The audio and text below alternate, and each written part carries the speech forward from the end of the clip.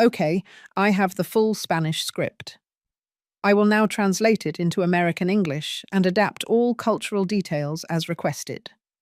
This will be a continuous narrative in the first person, as per your instructions. Mum, starting with your next paycheck, we're going to transfer all your money to my account. Those were the words my son, Lawrence, said to me that Thursday afternoon while he was drinking coffee in my kitchen, as if he was proposing something completely normal, as if he was doing me a favor, as if I were incapable of managing my own money at 62 years old. I stared at him.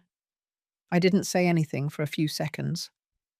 I just looked into his eyes, searching for something that would explain why my own son, the boy I raised alone, who I fed with the sweat of my brow, was asking for total access to my bank account. But I didn't find anything. I just saw that calm smile, that confidence of someone who knows they're in control. So I took a deep breath and told him yes, that it seemed fine to me, that I trusted him. Lawrence's smile widened. He stood up, gave me a quick, mechanical kiss on the forehead, one of those kisses that don't mean anything, and told me it was for the best. He said I wouldn't have to worry about a thing, that he would take care of everything, that it was for my own good. For my own good. Those words hung in the air after he left my house. That same night, like every Friday, Lawrence came back. But he didn't come alone. He arrived with his wife, as he always did. He came expecting me to have dinner ready, expecting the table to be set, expecting there to be hot, free food, as there had been every Friday for the past 3 years. I heard them arrive. I heard their footsteps at the front door. I heard the key I had given him turning in the lock. I heard the door open. And then I heard the scream. It was a high-pitched, desperate scream. The scream of someone who has just seen something they didn't expect to see. The scream of someone who just realized that things weren't going to be the way they thought. I stayed seated in my chair, in the empty kitchen, in the empty house, listening to that scream echo against the walls. I didn't move. I didn't go to see what was happening. I already knew what was happening. Lawrence came running into the kitchen. His face was pale, his eyes wide. His wife came in behind him, with the same expression of shock and disbelief. "Mom!" Lawrence yelled. "Mom, what did you do? Where is everything? Where's the furniture? Where's the TV? Where is everything that was here?" I looked at him calmly, with a calmness I didn't even know I had, and I told him, in the softest voice I could find, that I had sold some things, that I needed the money, that after all, if he was going to be managing my finances, I needed to make sure I had some cash first. His face changed from pale to red, from shock to fury. He took a step toward me, and for the first time in my life, I saw my son for what he really was. Not as the boy I had raised, not as the young man I had helped build his life, but as a stranger, as someone who was looking at me with contempt, with rage, with something that looked dangerously like hatred.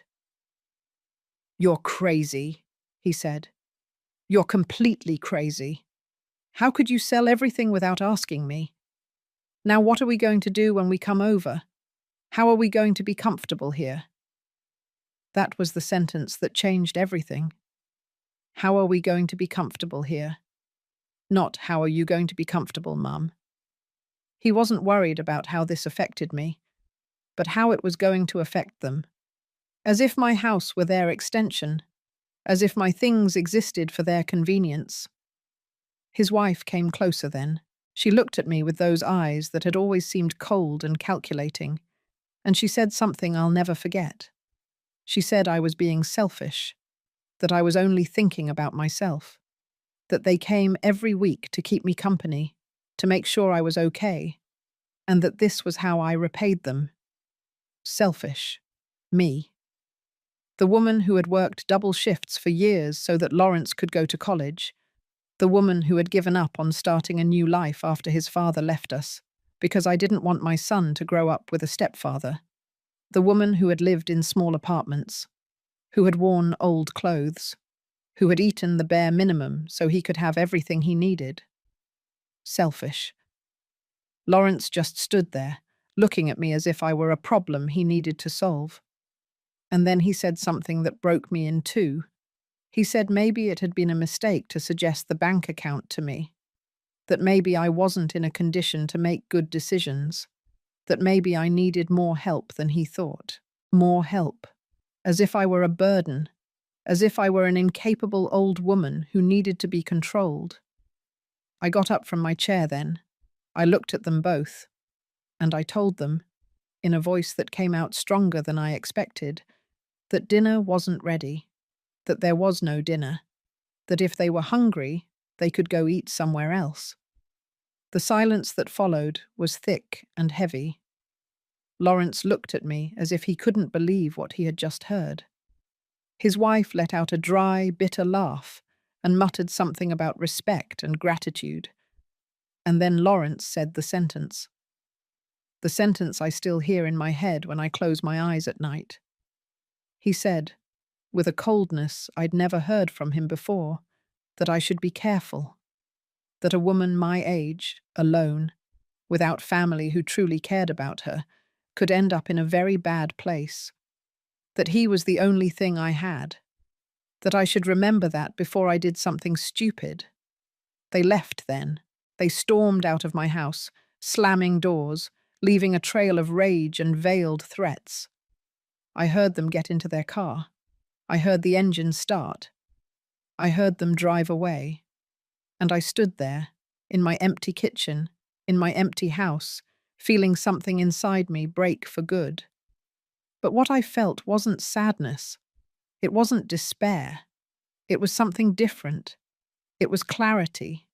It was the absolute certainty that my son didn't love me, that maybe he had never loved me, that I was just a resource to him, a source of money, food, and comfort.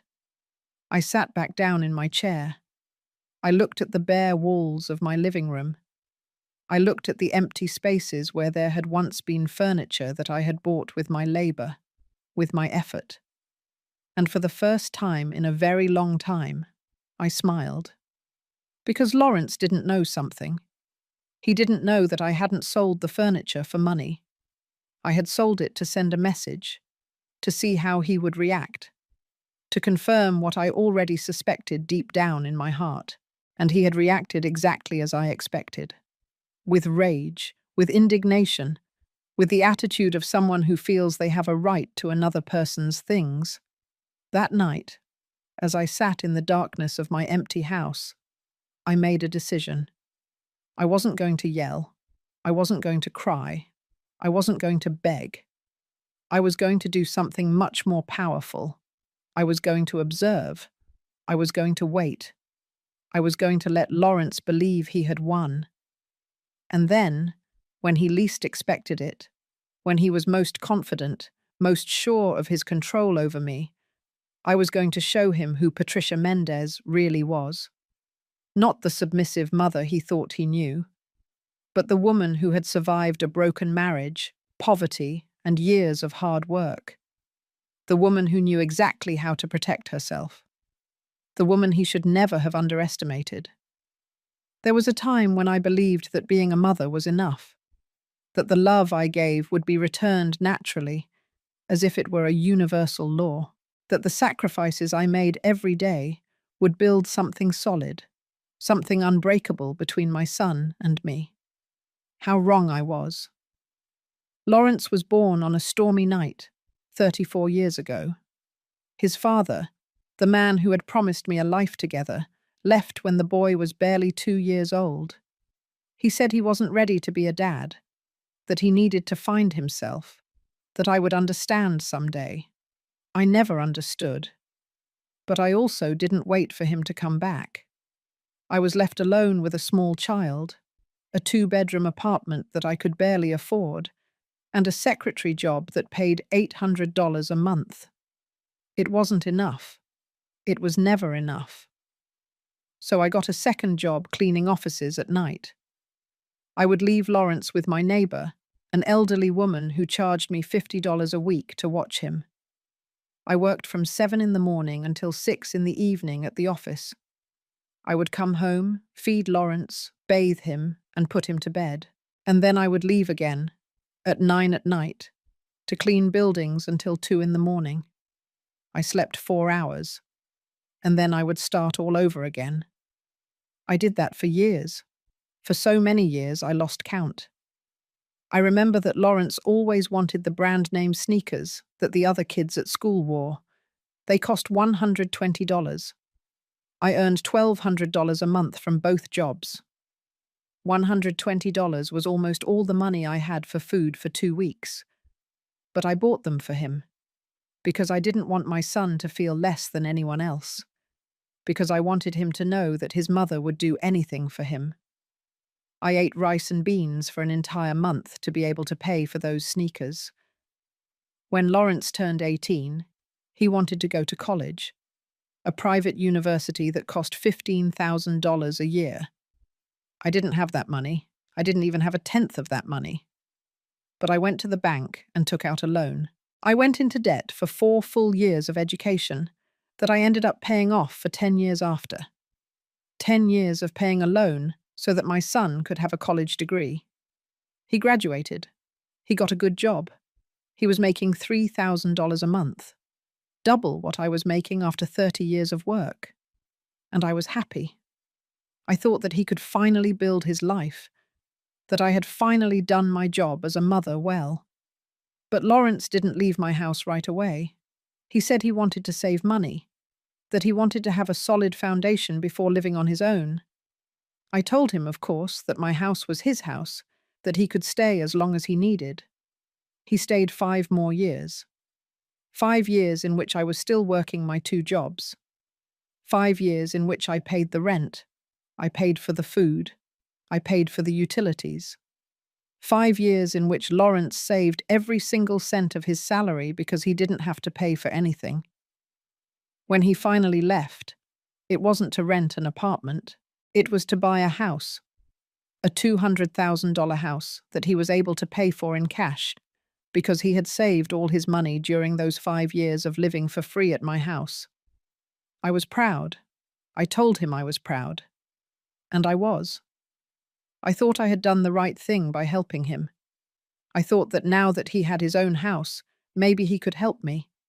Maybe I could work less. Maybe I could rest a little. But that never happened. Lawrence got married 2 years after he moved out. His wife was an elegant woman, one of those who always dresses well, who always has perfect nails, who always speaks with that tone of voice that sounds polite but hides disdain. From the beginning, I noticed that she looked at me differently, as if I were something inferior, as if she didn't understand why Lawrence came from where he came from. At the wedding, which cost $30,000, I sat at a table in the back, not at the main table with the family. Lawrence explained that it was because there were a lot of important people, clients from his job, and that they needed those tables for them. I said I understood. I smiled in the pictures. I danced when they asked me to. And I went home alone that night, feeling strangely empty. After the wedding, Lawrence's visits became less frequent. Before, he would come to see me 2 or 3 times a week. After he got married, he came once every 2 weeks, then once a month, always in a hurry, always looking at his phone, always with some excuse to leave early. I didn't say anything.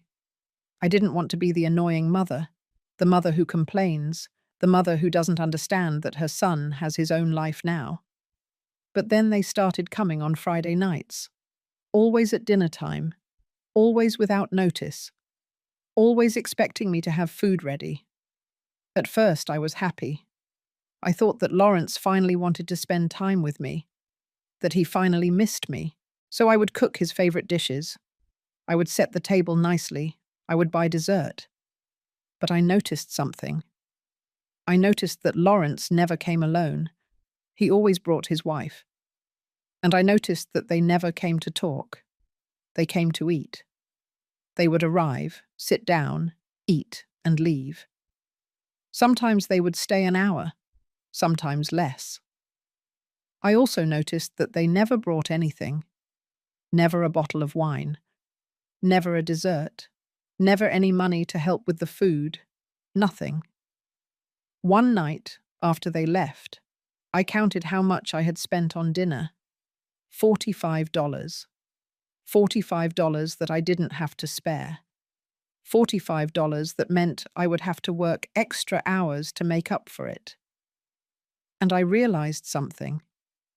I realized that to Lawrence, I had become a service, a free restaurant, a place where he could come to eat without paying, without even really thanking me. I started to notice other things too. I noticed that when I asked him for help with something, he always had excuses. That when I needed a ride to the doctor because my car was broken, he was always busy. That when I mentioned my refrigerator was making strange noises and that I was afraid it would break down soon, he told me to buy a new one, as if I had $500 saved up for emergencies. I didn't have it. I barely had enough to get to the end of the month. But what hurt the most was my birthday, my 60th birthday. Lawrence arrived 2 hours late, without a gift, without a card, with an excuse about traffic. He stayed for 20 minutes. He ate the cake that I had bought for myself because I didn't want to spend it alone. And he left. I cried that night. I cried like I hadn't cried in years, because I finally understood something that I had been denying for a long time. I understood that to my son, I was no longer important, that I was just a resource, something that was there, available, waiting to be used when he needed it. And the worst part was that I had allowed it. I had established that pattern. I had never asked him for anything. I had never told him that I felt used. I had never told him that I needed more from him than just 20-minute visits and Friday night dinners, because I was afraid. Afraid that if I complained, if I asked, if I demanded, he would disappear completely. And the idea of losing my son, even this son who barely saw me, terrified me more than anything else. So I continued to be the convenient mother, the silent mother, the mother who was always there, who always had the door open, who never caused problems. Until that Thursday afternoon. Until Lawrence told me he wanted to manage my money, and something inside me, something that had been asleep for years, woke up. A small but clear voice that told me this wasn't right, that this was the beginning of something worse. But even then, even with that voice whispering in my head, I told him yes, because I still had hope. I still wanted to believe that my son loved me, that he would protect me, that he would do the right thing. How foolish I was. The following Monday, Lawrence came to my house with papers. Lots of papers. He spread them out on the kitchen table with that smile that now seemed different to me, less warm, more calculating. "Mum, this is simple," he told me. "I just need you to sign here, here, and here. They're the documents, so I can have access to your account, so I can transfer your paycheck automatically every month. That way I'll take care of paying your bills, of managing everything. You won't have to worry about a thing." I looked at the papers.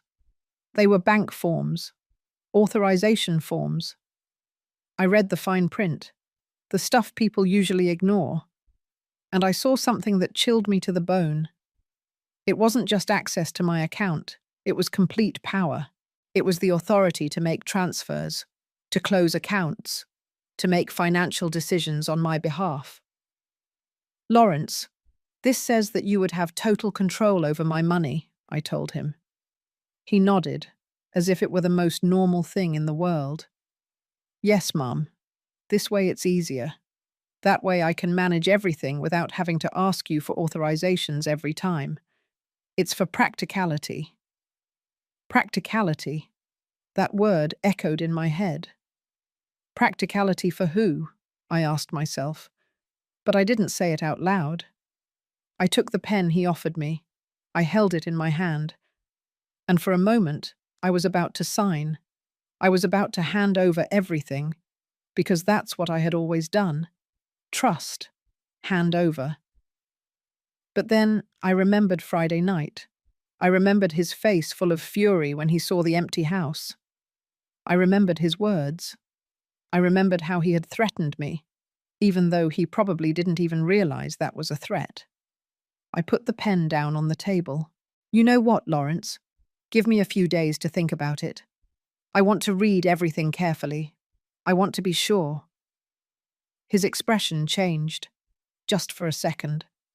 Just a flash of irritation that crossed his face before he smiled again. Mum, there's nothing to think about. It's simple. But fine, if you want to take a few days, that's okay. He left then, but he left the papers, as if he assumed I would end up signing them anyway. That night I couldn't sleep. I stayed up looking at those papers on the kitchen table, and something inside me told me that this wasn't for my own good, that this was the beginning of something I couldn't undo once it started. The next day I went to the bank. I went early before my job. I asked the teller to check my account, to show me all the transaction from the last 6 months. She printed the papers. They were several pages. I checked them carefully, line by line, and then I saw it. I saw it, and felt the floor move beneath my feet. There was a withdrawal that I hadn't made. A withdrawal of $1,200 from 3 months ago. $1,200 that had left my account and that I didn't remember taking out. I asked the teller if I could see more details. She checked on her computer, and she told me something that took my breath away. She told me that the withdrawal had been made at a branch on the other side of town, with my debit card. But I had never been to that branch, and my card was in my purse. It had always been in my purse, except for one time. I remembered that 3 months ago, Lawrence had come to visit me. I was in the shower when he arrived. I yelled for him to come in, that the door was open. When I came out, he was in the living room, waiting for me. We sat down and talked, and at some point, I went to the kitchen to make coffee. My purse was in my handbag. My handbag was in the living room, with Lawrence. I felt nauseous. I felt like the whole world was tilting in a strange way, because this could only mean one thing. It meant that my son had taken my card. He had memorized or photographed the numbers, and he had taken money from my account without my permission. I asked the bank teller if there was any way to know exactly what had happened with that withdrawal. She told me I needed to file a formal claim, that the bank would investigate, that it could take several weeks. I told her I would think about it, and I left the bank feeling like I no longer knew my own son. But I didn't file the claim, not yet, because I needed to be sure. I needed to know if this had been just one time or if there were more. The next few days I spent checking everything, every paper I had in my house, every document, every old bank statement that I had saved in a box in my closet. And I found more things. I found that 2 years ago, when I was in the hospital for pneumonia, someone had used my health insurance for consultations that I hadn't made. Consultations at clinics I didn't know about. Consultations that had exhausted my annual coverage, which was why I had had to pay out of my own pocket for some medications that year. I also found that there was a credit card in my name that I didn't remember applying for. A card with a balance of $3,000. $3,000 in purchases that I hadn't made, at stores I had never been in. I called the credit card bank. I asked them when the account had been opened. They told me it was 18 months ago. I asked them if they could tell me where the purchases had been made. They gave me a list: hardware stores, electronics stores, home furniture stores. Lawrence had bought a house 2 years ago. Lawrence had renovated that house. And apparently Lawrence had used my credit to do it. I sat on the floor of my bedroom, surrounded by papers, feeling like everything I had believed about my life was falling apart. It wasn't just the money, it was the betrayal. It was knowing that my son had been stealing from me for years, that he had seen me as an unlimited source of resources, that he had never intended to take care of me or protect me. I cried. I cried until I had no more tears. And then I wiped my face, gathered all the papers, and made a decision. I wasn't going to confront him yet. I wasn't going to yell at him or complain, because I knew that if I did, he would deny everything. He would say I was confused. He would say I was senile. He would say anything to make me doubt my own memory, my own sanity. No. I was going to be smarter than that. I was going to collect proof. I was going to document everything. I was going to build a case so solid that he couldn't deny it. And then, only then, would I act. That Friday, Lawrence came back. As always, at dinner time. As always, expecting me to have food ready. But this time I had cooked something different. I had made his favorite dish: chicken with sauce and rice. The same dish I used to make for him when he was a little boy and came home from school feeling sad. The dish that told him how much I loved him without needing words. He sat down at the table with his wife. They ate. They talked about superficial things: work, the weather, the new movie they wanted to see. I watched them. I watched them as if I were seeing them for the first time. And I realized something.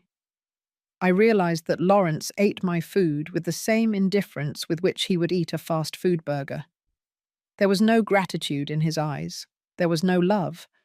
There was only the mechanical act of eating something for free. When they finished, Lawrence took out the bank papers again. He put them on the table, right next to his empty plate. "Mum, the days you asked for have passed. You've thought about it, right? Sign this, and I'll take care of everything."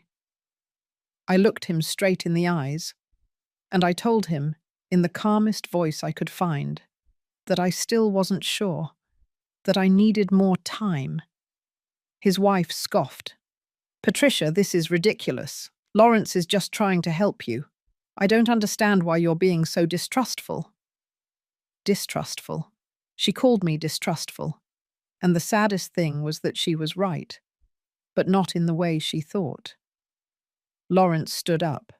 His expression was hard now, without the mask of a smile. "Mum, this is for your own good. You can't keep managing your finances alone. It's obvious. Look at how you sold the furniture without thinking. Look at the irrational decisions you're making." Irrational. Selling my own furniture in my own house was irrational, but stealing from me for years wasn't. I didn't say anything. I just held his gaze until he looked away. They left that night without saying goodbye, and I stayed seated in my kitchen, looking at those unsigned papers, knowing that the war had just begun. A silent war. A war that I had to win. Because if I lost, I wouldn't just lose my money. I would lose my dignity, my autonomy, my life. The days after that dinner became strange. Lawrence didn't call me again. He didn't visit me again. It was as if he had decided to punish me with his absence, as if he believed I would fall apart without him, that I would beg him to come back, that I would finally sign those papers just to get his attention. But I didn't fall apart. For the first time in years, the silence of my house didn't feel empty. It felt full of something different. It felt full of clarity. I spent those days going through every detail of my financial life. Every receipt I had saved, every bank statement, every paper that had any connection to money. And the more I looked, the more I found. I discovered that 3 years ago, when Lawrence asked me to lend him my ID because he had lost his and needed to pick up an urgent package, he had done something else with it. He had opened an electricity service account in my name, at an address that wasn't mine, at his house. For 3 years, the electricity account for Lawrence's house had been in my name, and when he didn't pay on time, the penalties were accumulating on my credit history. That's why I had been denied a small loan last year when my car needed urgent repairs. That's why my credit score had mysteriously gone down. I called the electricity company. I explained that the account wasn't mine, that I had never lived at that address. The woman on the phone told me I needed to file a sworn statement, that I had to report this as identity fraud. Identity fraud, committed by my own son. I hung up the phone and stared at the wall for, I don't know how long, trying to process how I had gotten to this point, trying to understand at what moment my son had become this. That night, I couldn't sleep. I stayed awake, staring at the ceiling, listening to the sounds of the city outside. And I thought about all the times I had justified his behavior. All the times I had told myself that he was busy, that he had his own life, that I was being demanding by expecting more from him. But this wasn't about expectations. This was about theft, about deception, about a son who saw his mother as a source of resources that he could exploit without consequences. The next morning I did something I had never done. I went to see a lawyer. It was a small office in the city centre. The sign said, William Sanchez, attorney at law. I had seen an ad in the newspaper that offered free consultations. I went in feeling small, feeling ridiculous, a 62-year-old woman coming to complain about her own son. But the receptionist smiled kindly and showed me in. Attorney Sanchez was a man in his 50s, with greying hair at his temples and kind eyes. He asked me to tell him everything, and I did. I told him about the money that had disappeared, about the credit card I hadn't applied for, about the electricity account, about the papers that Lawrence wanted me to sign. He listened without interrupting. He took notes in a notebook, and when I finished, he leaned back in his chair and sighed. Mrs. Mendez, he said, what you're describing to me is financial fraud and a breach of trust. If you sign those papers your son is asking you to, you're giving him total legal access to your money. He could empty it all out, and you would have no legal recourse because you yourself gave him permission. The words fell on me like stones. I knew it. Deep down, I knew it. But hearing it said out loud by a professional made it real in a different way. What can I do? I asked. He leaned forward. First, don't sign anything. Second, you need to report the credit card fraud and the theft from your bank account. Third, you need to change all your passwords, your personal identification numbers, everything. Fourth, consider getting a restraining order if you feel you're in danger. A restraining order against my own son. The idea seemed absurd and devastating at the same time. I don't want to get him in legal trouble, I told him. He's my son. The lawyer looked at me with something that seemed like compassion and sadness. Mrs. Mendez, your son is already in legal trouble. He's committed several felonies. The question isn't whether you want to get him in trouble. The question is whether you want to protect yourself. I left that office with a folder full of forms and a list of things I needed to do. I felt overwhelmed, but I also felt something else. I felt determined. I went straight to the bank. I changed all my passwords. I requested a new debit card. I closed the fraudulent credit card and filed a formal dispute. The teller at the bank helped me with everything. She treated me with patience, without making me feel stupid or weak. When I got home that afternoon, I felt exhausted but also strangely light. as if I had shed an invisible weight I had been carrying for years. That night, Lawrence finally called. His voice sounded tense on the phone. "Mum, we need to talk. Come over for dinner at my place tomorrow. We have to sort this out." It wasn't an invitation. It was a command. And before, I would have obeyed without question. But now, after everything I had discovered, I only felt a cold calm. "I can't tomorrow," I told him. "I'm busy." "Busy? Mum, what can you be busy with?" "This is important. For you, maybe," I said. "For me, there are other more important things now." There was a silence on the other end of the line, a silence heavy with surprise and irritation. "You're acting very weird, Mum. I don't know what's wrong with you, but you need to stop being so stubborn and sign those papers. This is for your own good." For my own good. Those words again. As if stealing from me were an act of love. "Lawrence," I said, with a voice that came out firmer than I expected. "I'm not going to sign anything, and I think we need to have a very serious conversation about several things." "About what things?" he asked. His voice sounded different now, more alert, more cautious. "About money that has left my account without my permission.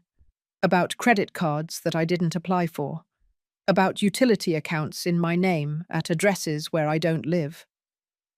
The silence that followed was absolute, so thick I could almost feel it through the phone.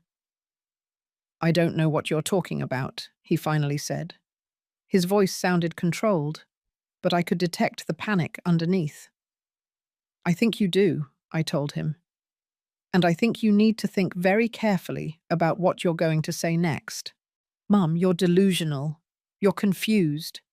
Maybe you need to see a doctor." There it was. The card I knew he would play. The card to make me seem senile, confused, incapable. "I'm not confused, Lawrence. I have all the papers. I have all the proof. And I've already spoken with a lawyer." Another silence. This one longer, heavier. "You spoke with a lawyer." His voice was almost a whisper now, almost a threat. "Yes. And he explained exactly what you've been doing. He explained what fraud is, what's illegal." "Mum, you can't be serious. I'm your son. Everything I've done has been to help you." "Help me? Lawrence, you stole from me. For years. You used me. You lied to me." "I would never," he began to say, but I interrupted him. "Yes, you did. And you know it. The question now is, what are we going to do about it?" I heard his breathing on the other end of the line, heavy, agitated. "I'm coming over," he said. "We need to talk in person." "No," I told him. "You are not coming over. If you want to talk, we can do it on the phone, or we can do it with lawyers present." "You're crazy," he yelled then. "Completely crazy. After everything I've done for you. After all the times I've come to see you that I've worried about you." "All the times you came to eat for free, you mean? All the times you needed something from me. But the times I needed you, where were you?" I hung up then, before he could respond, before he could manipulate me with words again. And I stayed there, sitting in my kitchen, with the phone in my hand, trembling. But not with fear, with rage, with years and years of suppressed rage that was finally finding its voice. That night I slept better than I had in months, because I had finally told the truth. I had finally stood my ground, and although I didn't know what would come next, I knew that I was no longer going to be the silent mother who allowed herself to be trampled on. The next morning, I woke up with a clarity I hadn't felt in years. It was as if a thick fog had lifted from my mind, and now I could see everything with an almost painful sharpness. I knew what I had to do. I knew I couldn't stop now. After breakfast, I grabbed my purse and left the house. I had a mental list of all the places I needed to visit, all the loose ends, chidisi, I needed to tie up. If Lawrence thought I was a confused and helpless old woman, he was about to discover how wrong he was. My first stop was the main bank where I had my savings account, not the checking account where I received my paycheck, but the other one, the one I had opened 30 years ago, when I still had dreams of buying my own house someday. I had $7,200 saved. It wasn't a lot after a lifetime of work, but it was mine. I asked the manager to close that account. She asked me if I was sure, if there was a problem. I told her that I just wanted to make some changes. She gave me the money in a cashier's check and recommended that I open an account at another bank for greater security. I followed her advice. I went to a different bank, one on the other side of town, one where Lawrence had never gone with me. I opened a new account, an account that only I knew about, an account where he could never find my money. Then I went to the electricity company. I filed all the documents that Attorney Sanchez had helped me prepare: the sworn statement, the copy of my ID, the proof that I had never lived at the address where that account was registered. The woman who helped me reviewed everything and told me they would start an investigation, that the account would be transferred to the correct name, or closed, that I would no longer be responsible.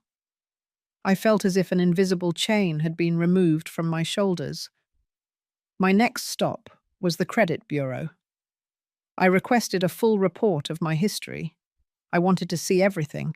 I wanted to know if there were more things that Lawrence had done behind my back. The employee gave me a thick document. I sat in the waiting room and read it page by page. There was something else that I didn't know about. A personal loan of $5,000 taken out 2 years ago in my name. A loan that had never been fully paid and was now in collections. $5,000. I felt the rage rise in my throat again like bile. I marked every fraudulent item with a marker. I filled out the dispute forms, one by one, with clear, firm handwriting. When I left that office, it was almost 3 in the afternoon. I hadn't eaten anything since breakfast, but I wasn't hungry.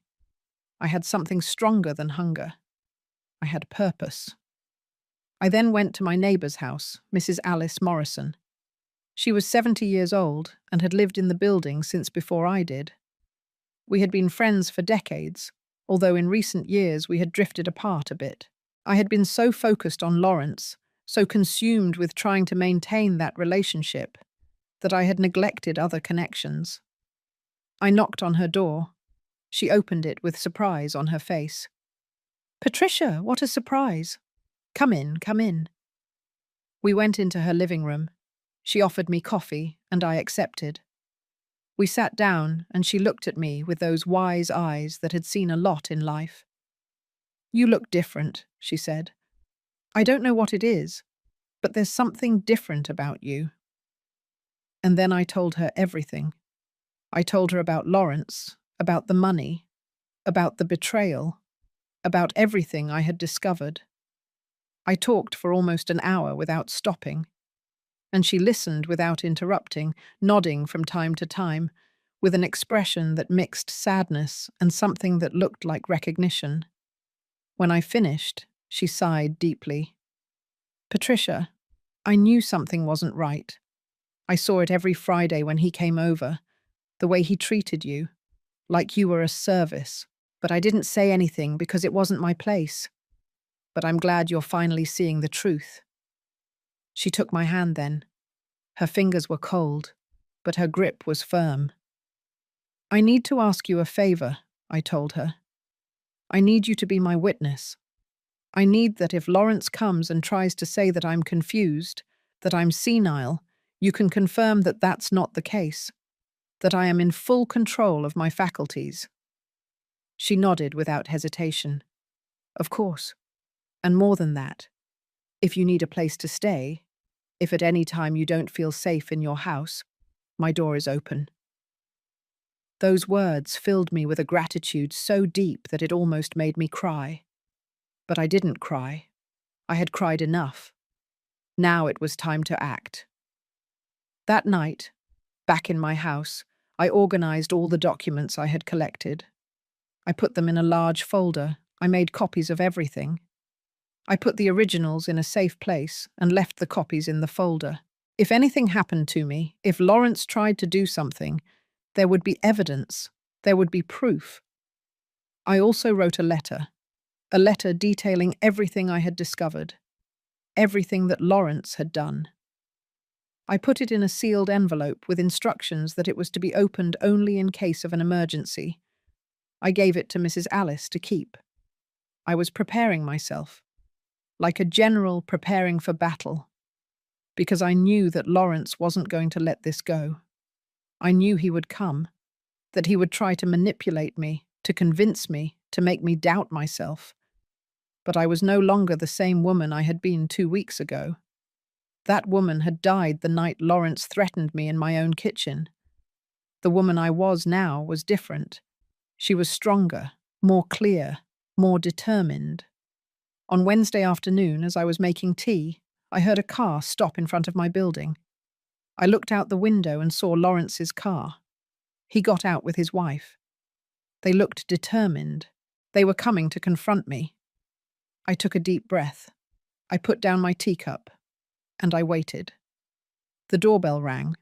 Once, twice, 3 times, each time more insistent. I opened the door, but I didn't invite them in. I stayed on the threshold, blocking the entrance.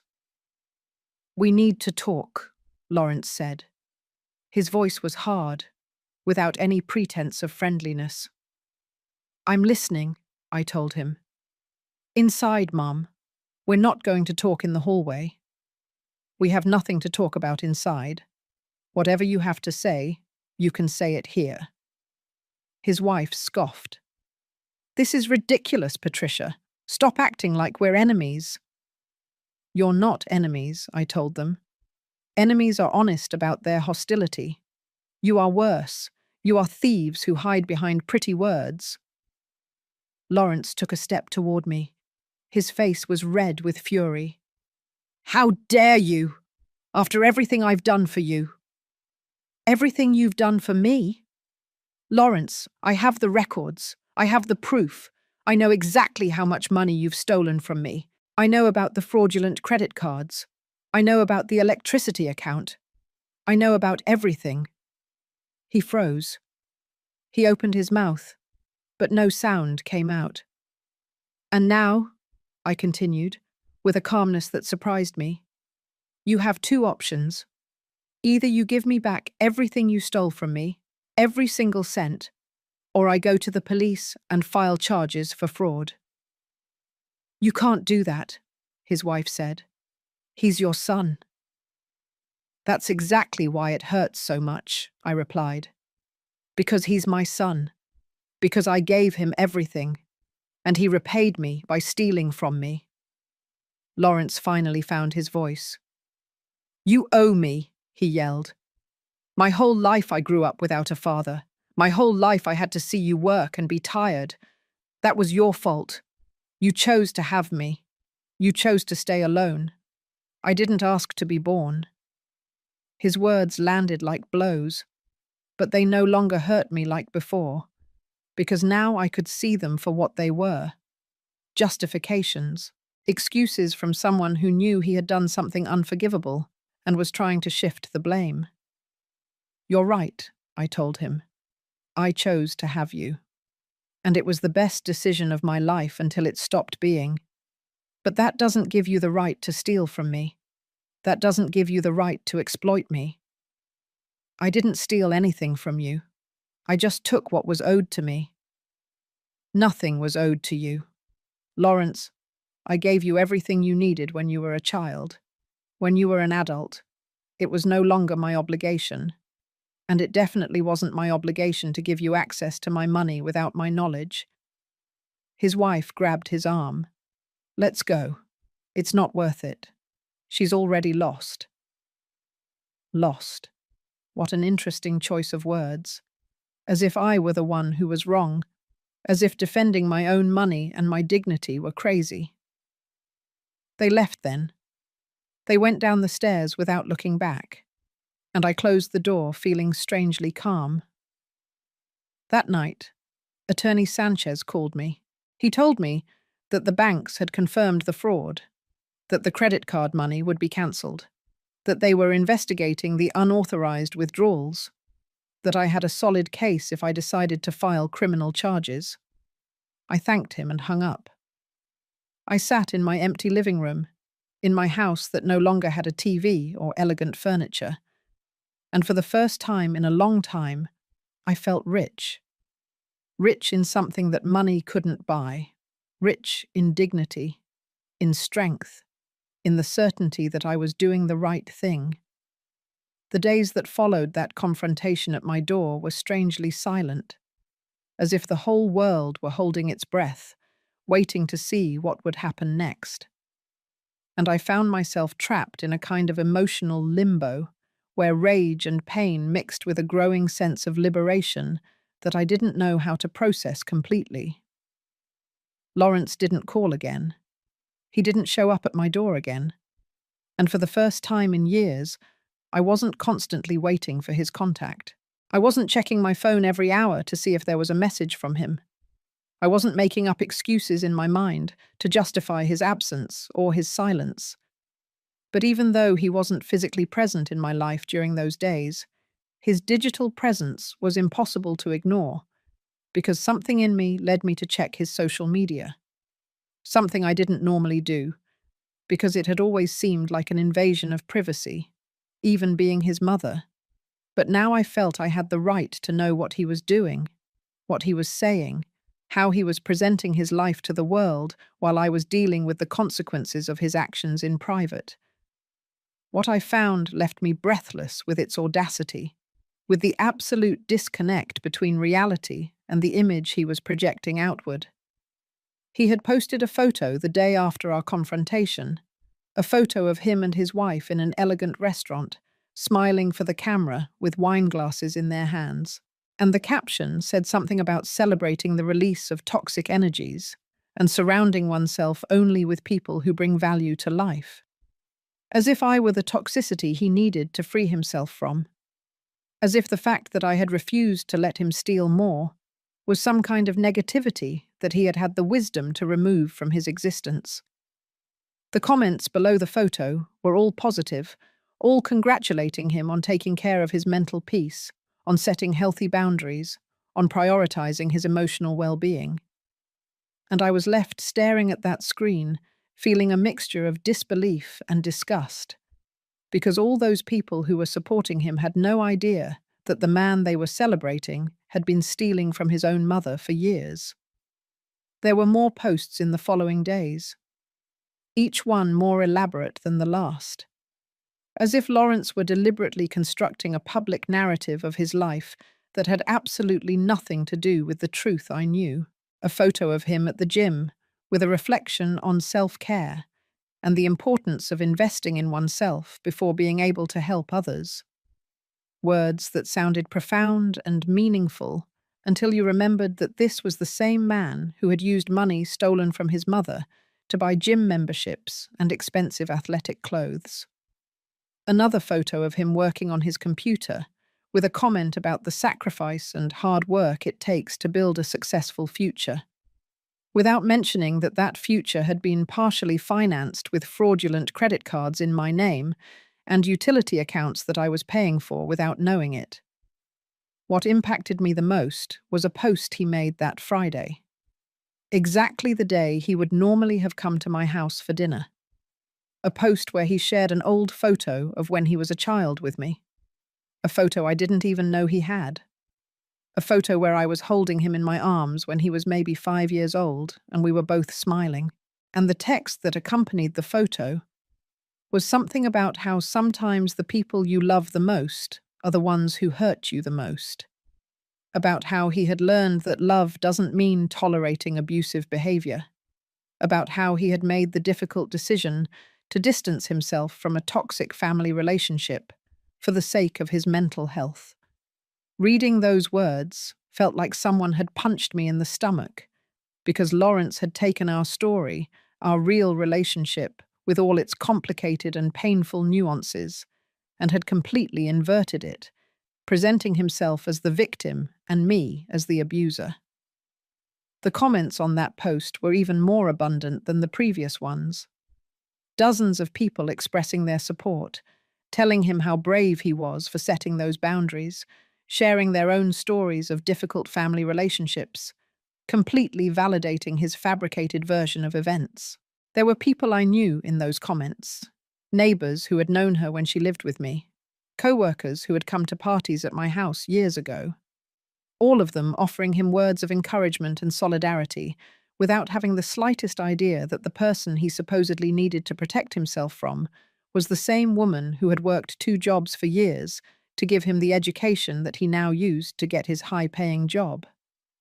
For several days, I watched this digital spectacle in silence, without commenting, without reacting publicly in any way, because something in me knew that this was exactly the game Lawrence was playing, and that if I responded emotionally, I would be falling into his trap, giving him more ammunition for his narrative that I was the unstable and problematic mother he needed to distance himself from.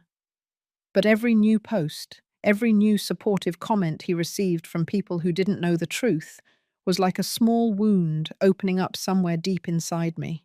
Not because I cared what those people thought of me specifically, but because it hurt me to see how easily people believed a well-told story without questioning if there could be another version of events. The last straw came when Lawrence posted a story on his account where he showed the house he and his wife had bought, showing the renovations they had made, the new furniture they had acquired, the perfectly designed garden, all presented as the fruit of his hard work and his dedication, without a single mention of the fact that a significant part of all that had been paid for with money that wasn't his, with credit that had been obtained fraudulently using my personal information. He showed it all with so much pride, with so much satisfaction, as if he really believed that he had earned it all himself, as if he had completely forgotten, or simply didn't care that every brick of that house was partially built on the sacrifice and theft of his own mother. I watched him live his life in those small digital windows and wondered how it was possible that someone could sleep at night, knowing what they had done, how it was possible to maintain that facade of a successful and ethically correct person while simultaneously having committed fraud and theft against the person who gave them life. I wondered if he ever felt guilt, if ever in the middle of one of those elegant dinners in expensive restaurants, or during one of those workouts at the gym, he would stop for a moment and think about his mother, sitting alone in an empty house after having sold her furniture so she could eat, because her own son had been systematically stealing from her for years. But looking at his posts, seeing the ease with which he built and maintained this perfect public image, I came to understand something fundamental about Lawrence that maybe I had always known on some level, but had never wanted to fully admit to myself. And that was that my son had developed the ability to create parallel realities in his mind, where he could be simultaneously the abandoned son who deserved compensation and the successful man who had built everything himself, where he could justify theft as something that was rightfully his, while presenting himself publicly as a victim of family toxicity. It was a form of cognitive dissonance so deep that it almost seemed as if he really believed his own lies, as if he had built a narrative so elaborate in his head that the line between truth and fiction had been completely blurred. And as I watched all this from the silent distance of my empty house, something inside me hardened even more than it already was, because seeing Lawrence not only steal from me, but also steal my story, completely inverting the roles of victim and victimizer in his public presentation of events, made me understand that there was no redemption possible here. There was no conversation I could have with him that would make him see the reality of what he had done. He had chosen his path. He had chosen the lie over the truth. He had chosen image over substance. and I needed to accept that the son I had raised and loved had never really existed in the way I believed, or had been completely replaced by this stranger who could smile for the camera while destroying his mother in private without apparently feeling any genuine remorse. The moment came on a Tuesday afternoon in a way I hadn't planned, but in retrospect I realized had been inevitable from the beginning, because the truth always finds its way to the light, no matter how many layers of lies are piled on top of it, trying to keep it buried.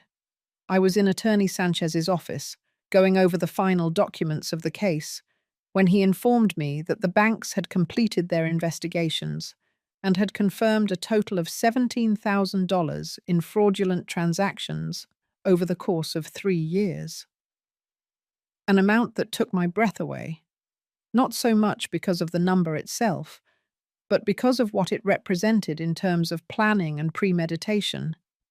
Because this had not been a mistake or a moment of weakness, but a systematic and deliberate operation of theft that had required constant effort and dedication on Lawrence's part. The lawyer explained to me that with this evidence, I had more than enough to file criminal charges, but that there was also another option that I might want to consider before making that final decision.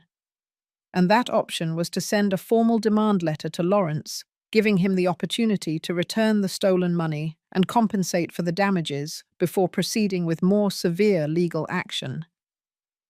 He told me that this was a courtesy that many victims of family fraud offered because they understood that no matter how serious the crime was, there were still family ties that complicated the situation in ways that didn't apply in cases of fraud committed by strangers. But he also warned me that this courtesy could be seen as weakness on the perpetrator, and that I needed to be prepared for the possibility that Lawrence would respond not with gratitude or remorse, but with more manipulation and denial. I thought about that for several minutes, sitting in the lawyer's office, looking at all the documents scattered on the desk that meticulously detailed every fraudulent transaction, every unauthorized account, every lie that my son had carefully constructed for years. And I realized that a part of me still held a small, irrational hope that if Lawrence was confronted with the irrefutable evidence of what he had done, maybe something in him would awaken. Maybe he would find some vestige of a conscience or remorse, or at least the basic recognition that he had crossed a line that should not have been crossed. That part of me that was still his mother, despite everything, wanted to give him that opportunity to do the right thing, to correct his mistake, to show that somewhere deep inside him there still existed something of the person I had raised with so much love and sacrifice. But there was another part of me, stronger and clearer, that knew exactly what Lawrence would do with that opportunity. And that part knew that he would not take it as an extension of grace, but as a confirmation that I was too weak to really hurt him, that he could continue to manipulate and control me, because at the end of the day I would always give in, because I was his mother, and mothers always forgive, always give another chance, always choose love over justice. That part of me understood that giving him a private warning would only give him time to prepare his defense, to hide more evidence, to build an even more elaborate narrative of victimization that he could use publicly to destroy my credibility before I could act. I told Attorney Sanchez that I didn't want to send a private letter, that I didn't want to give Lawrence the opportunity to respond in private, where he could continue controlling the narrative and manipulating the situation in his favor. And instead, I asked him to prepare the necessary documents to file a formal civil lawsuit that would become a public record, where anyone who wanted to verify the truth could do so instead of simply believing the version of events that Lawrence had been so carefully building on his social media. The lawyer nodded with what seemed to be a mixture of surprise and respect, because he probably didn't expect a woman my age to make such a direct and unambiguous decision, and he told me that he would proceed immediately with the preparation of all the necessary documents, and that Lawrence would be officially notified within the next 72 hours. I left that office feeling something I hadn't felt in a long time, and that at first I couldn't identify exactly until I realized that it was power. The power of having made a decision completely by myself, without consulting anyone, without asking for permission, without worrying about how it would make me look to others, or if people would think I was being too harsh with my own son. For the first time in decades, I had chosen to protect myself over protecting the feelings or the reputation of another person, even when that person was a son. And that choice, although painful, filled me with a sense of integrity that I had forgotten it was possible to feel. The notification reached Lawrence on a Thursday morning, as Attorney Sanchez confirmed to me by phone. And although I was not there to see his initial reaction, I could perfectly imagine the moment he opened that official envelope and read the documents that detailed every fraudulent transaction, every unauthorized account, every dollar he had stolen, meticulously documented with dates and bank reference numbers that made any denial impossible. I didn't have to wait long to confirm my imagination, because less than 2 hours after he received the notification, my phone began to ring with an insistence that bordered on desperation. Call after call that I let go to voicemail without answering, because I no longer had anything to say to Lawrence that wasn't contained in those legal documents. I listened to the voicemails later that night, when I finally felt emotionally prepared to do so. And it was fascinating in a disturbing way to hear the progression of his panic through each successive message, because the first one still tried to maintain some composure with that controlled voice he used when he tried to seem reasonable, as he told me that this was a terrible misunderstanding, and that we needed to talk immediately before things got more out of control. The second message already had a different tone, more high-pitched, more urgent, where he was pleading with me to call him, that this was going to ruin his life, that I should please think about what I was doing before destroying my own son, as if I were the one who was destroying something, instead of simply revealing the destruction he himself had caused for years. By the fifth message, Lawrence was no longer trying to sound reasonable or appeal to my maternal compassion, but had completely turned to rage and thinly veiled threats, telling me that I was going to regret this, that he had his own lawyers who were going to prove that I was a senile old woman who didn't know what she was doing, that he was going to fight this with everything he had, and that in the end, I was going to be the villain of this story. I listened to each message until the end, without allowing myself to feel anything other than a kind of clinical curiosity about how a person could so quickly go from pleading to threatening when they realized that their usual manipulation tactics no longer worked. The following days were a whirlwind of legal and emotional activity, because Lawrence didn't stay still, but began his own counter-campaign, starting by publishing a long and elaborate statement on his social media about how he was being the victim of a terrible injustice perpetrated by a mother he supposedly loved, but who was now legally attacking him for reasons he couldn't fully comprehend. His post was carefully drafted to generate maximum sympathy, without mentioning any specific details of the accusations against him, painting himself as the confused and hurt son who was being dragged through a traumatic legal process by a mother who was perhaps experiencing age-related mental health problems. The response to his post was exactly what he expected, with dozens of comments expressing shock and solidarity, telling him to keep his head up, that the truth would eventually prevail, that they were on his side no matter what. And I watched all this from a distance with a mixture of awe and repulsion at his ability to manipulate the narrative, even when faced with documented legal charges. But something had changed in me, because this time, his public theatre didn't affect me in the same way as before. This time, I knew I had something more powerful than his carefully constructed words, and that something was irrefutable legal documents that could not be manipulated with emotional rhetoric or appeals to sympathy.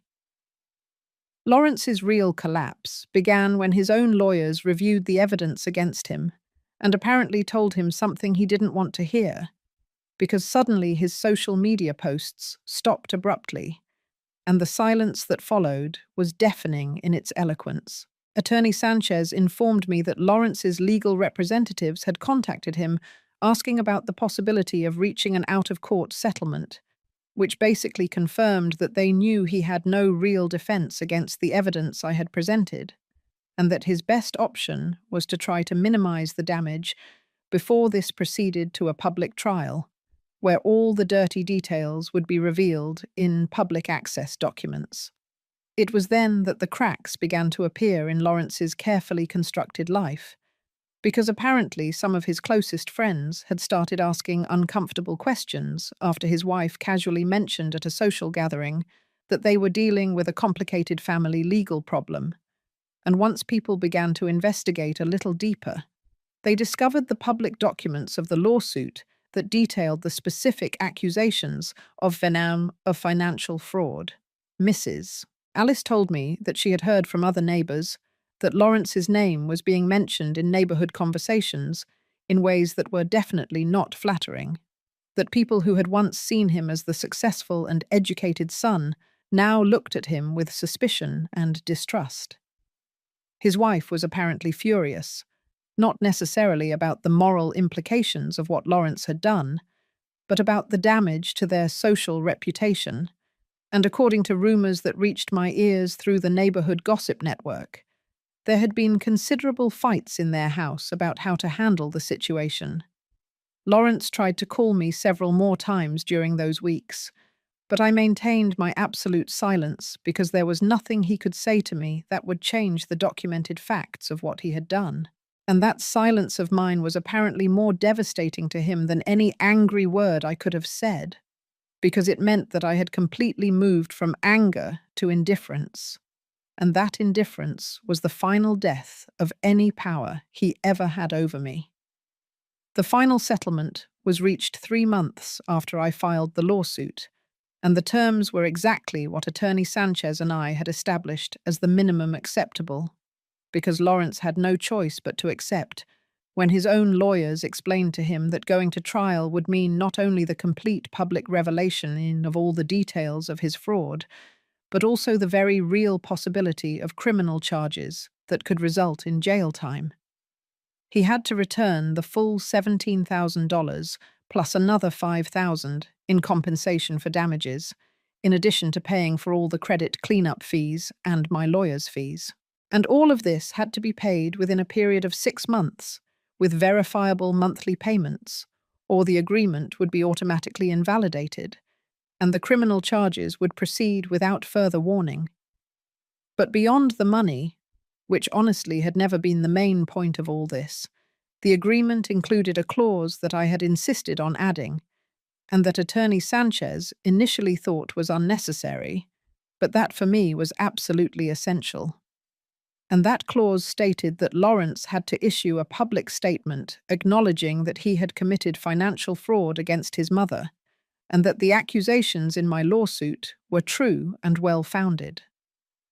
He fought that clause more than any other part of the agreement because he knew exactly what it would mean for his carefully cultivated image to publicly admit that everything he had been saying about being a victim of a toxic mother was a lie designed to cover up his own crimes. The statement appeared on his social media on a Tuesday afternoon and was brief and clearly drafted by his lawyers to minimize the damage as much as possible within the limits of what the agreement required. But still, the words were there in black text on a white background, admitting that he had accessed bank accounts without authorization, that he had opened credit cards using another person's information, and that he had made serious errors in judgment that he deeply regretted. The comments under that post were wild, with people who had previously supported him unconditionally now expressing shock and disappointment, while others, who had apparently suspected something all along, felt validated in their doubts. And I watched all that digital drama unfold with a sense of closure that had nothing to do with satisfaction or revenge, but simply with the quiet recognition that the truth had finally been told publicly. The first payment arrived in my account on the exact date specified, and each subsequent payment arrived punctually as well, because Lawrence knew that a single missed payment would mean consequences that he definitely could not afford to face. And with that money, I did something that maybe he never expected me to do, because instead of simply putting it back into my savings accounts or using it to replace the furniture I had sold, I bought a plane ticket to a place I had never been before. I had spent 62 years living for other people, first for my son's father, then for my son, and then for the illusion of maintaining a family relationship that only existed in my imagination. And now, for the first time in my adult life, I had the freedom and the resources to live exactly how I wanted, without having to justify my decisions to anyone. I bought a small house in a coastal town, 3 hours from where I had lived my whole life. A house with 2 rooms and a yard, where I could finally plant the flowers I had always wanted, but had never had time to care for when I was working 2 jobs. The house cost $40,000, which I paid for in cash, using a combination of the payments from Lawrence and the savings I had managed to protect in my new bank account. And when I signed the purchase papers, I felt something that I could only describe as a rebirth, because this house was mine in a way that no other place had been mine before. Purchased with money that had been returned through justice, not earned through endless sacrifice. Lawrence tried to contact me one last time after the last payment was made, completely fulfilling the terms of the agreement.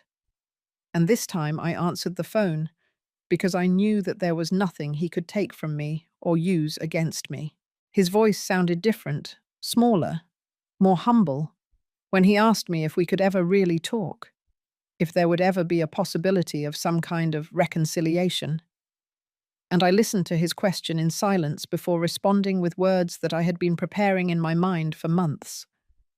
I told him that the son I raised never really existed or died somewhere along the way, replaced by someone I didn't know and didn't want to know, and that although I wished him peace and growth in his life, that peace and that growth would have to happen away from me, because I had closed that door not out of hatred, but out of self-love.